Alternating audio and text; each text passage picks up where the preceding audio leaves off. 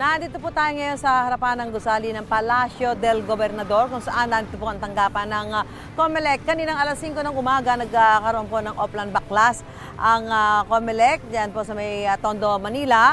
At ito kaugnay po ng pagsimula ng campaign period ngayong araw na ito para po sa mga kumakandidato sa national position.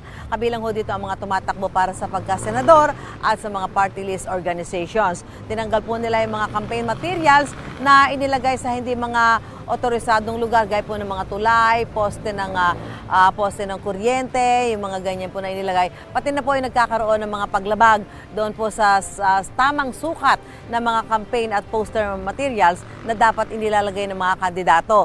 Ang sinasabi po ng COMELEC sa panguna ni COMELEC Chairman George Garcia, ang mga campaign materials po na makikita nakalagay sa mga hindi otorisadong lugar at kapag hindi pa rin po tinanggal ay bibigyan po ng pasabi sa loob ng 3 araw at maaari maging dahilan ng kanilang pagka-disqualify sa gaganaping midterm elections. Ang Oplan Baklas po ay sabay-sabay na ginawa sa buong bansa sa pamamagitan po ng mga lokal na tanggapan ng COMELEC. At ngayong araw nga po ito, dito sa may bahagi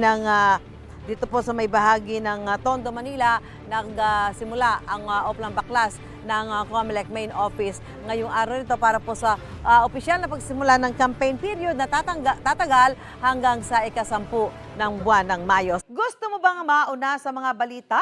Mag-subscribe na sa GMA Integrated News sa YouTube at tumutok sa unang balita.